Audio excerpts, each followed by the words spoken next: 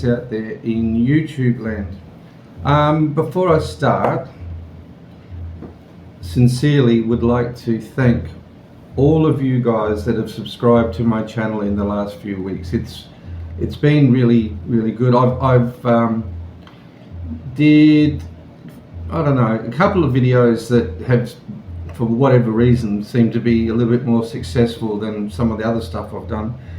And I've got quite a few subscribers. I'm trying to get to the magic 1,000. I think I'm at 790 or something at the moment. So that's the goal. That's the YouTube thing. That's what you've got to achieve. I didn't start this channel to make a lot of money. I did it to try and keep busy, to be honest. And even though I get a little bit slack sometimes and the motivation isn't what it should be, for the most part, it has given me something to do, rather than sitting around and getting up to, just chatting and being bored every day. So thank you very much to everybody that has subscribed. And if you do like the content and you have friends, please share and let them know. It really helps me, and it's a good feeling to know that the feedback is positive, mostly. Not always. Some of the comments can be a little bit harsh, but that's life. You got to take the good with the bad. So today I really should write some of this stuff down, but it's not my style. I just say it as it is when it comes into my mind. The subject, I think I'm going to name this video something like No Country for Old Men. Now, when I first came here many years ago, predominantly the main driver and motivator for guys to come here undoubtedly was to meet somebody, and the girls here are very pretty, and it was quite common for guys to come here and want to meet somebody. I don't know if that's the main driver anymore. I think it'll be in the top 3 for sure, but I think financial reasons now. I mean, the West, Australia, America, UK, it's just getting so expensive to live in those countries. So I think financial reasons now maybe have overtaken the fact that you're coming here to find somebody. So that being said, and of course a lot of you guys have got information from YouTube and then the vloggers here in Dumageddon over the last few years, and rightly so. It's a great place to come. What I've found, and the guys that I've met and on a daily basis, is they're in their 60s, if not mid 70s or even late 70s, and the problem is health. So recently, in the last month or so, a couple of my friends that I've met in their 70s, and one in particular is still in hospital. He's been there now, I think, going on 5 weeks.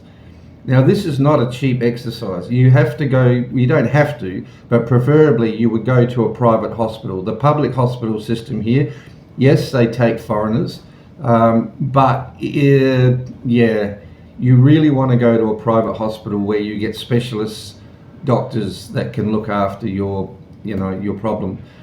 This particular friend of mine, I think he's 73. He's got complications. So when the doctors tell you that, so it's his heart, his lungs, liver, kidneys, it's all come apart at the same time. He's been in there quite a few weeks, and his bill is over at least 1 million peso, which is that's about 36,000 Australian dollars, and he's still in hospital, and it doesn't look good for him. Even if he comes out in the next few days, he's going to have continual care at home. When you go to hospital here, you have to have somebody at your bedside 24 hours a day. That's great if you've got a wife or a girlfriend, somebody who's prepared to come and look after you. If for some reason you're a single guy, you need to find or hire someone to be there to help you to get your medication, and you have to make progression payments. So they'll come in maybe every week or so and say, look, you know, you've got to pay this for the last couple of weeks. You may have, and it would be a very good idea to have health insurance. However, that has to be reclaimed, right? So you have to come up with the cash and progressive payments while you're in the hospital, and then you have to deal with getting your money back from your insurer later. So you have to have that cash readily available. A lot of you guys that I've met, as I say, you know, you've retired, you want to have a nice easy life, but unfortunately the health issue is a bit of a drama here. If you are too sick to get on a plane, I mean, a lot of the conversations I have is that, well, just go back to America or go back to Australia. Sometimes you're just too sick, you just can't do it, so you have to get treated here. It's just something to think about. You know, I don't begrudge anybody coming here and having a great life and changing. You know, if you're depressed, sitting at home, no friends. Certainly here you meet a lot of really nice guys. They play darts, they have quiz nights.